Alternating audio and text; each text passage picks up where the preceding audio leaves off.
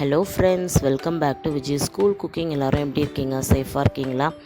இன்றைக்கான health tips வீடியோவில் நாம் சளி இரும்பலை போக்கக்கூடிய ஒரு காப் சிரப் வீட்டிலே எப்படி ரெடி பண்ணலான்னு பார்க்கலாம். ரொம்ப சிம்பிளான ரெமெடி, ரொம்ப சிம்பிளான பொருள் தான். வீட்டில் இருக்கிற ரெண்டே பொருளை வச்சு சூப்பராக நாம் இந்த ரெமெடியை ரெடி பண்ணிடலாம். இப்போ வாங்க வீடியோக்குள்ளே போகலாம். வீடியோ புதுசாக பார்க்குறவங்க வீடியோ ஸ்கிப் பண்ணாமல் முழுவதுமாக பாருங்கள். சப்ஸ்கிரைப் பட்டனை கிளிக் பண்ணிக்கோங்க. கூடவே இருக்கிற பெல் சிம்மில் ஆலில் செட் பண்ணி வச்சுக்கோங்க. அப்போ தான் நாங்கள் போடுற இன்ட்ரெஸ்டிங்கான வீடியோ நீங்கள் பார்த்து என்ஜாய் பண்ணலாம். உங்களுக்கு உடனுக்குடன் நோட்டிஃபிகேஷனாகவும் வரும்.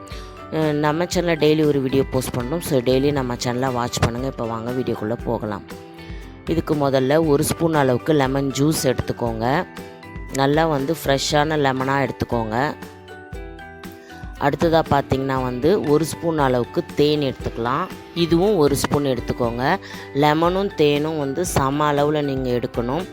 ஒரு ஸ்பூனாக இருந்தால் ஒரு ஸ்பூன் லெமன், ஒரு ஸ்பூன் தேன்.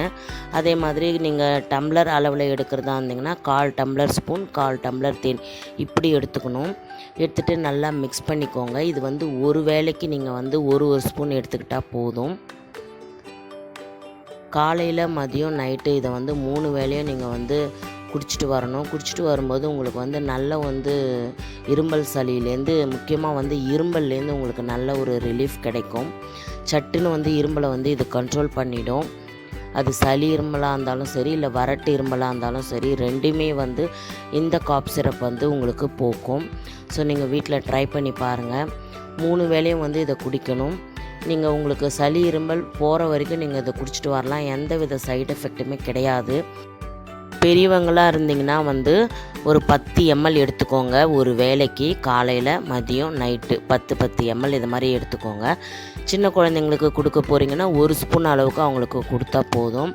இது நல்ல ஒரு ரிசல்ட் கொடுக்கும். உங்களுக்கு இன்ஸ்டண்ட்டாக உங்களுக்கு இந்த சளி இரும்பலை போக்கும்.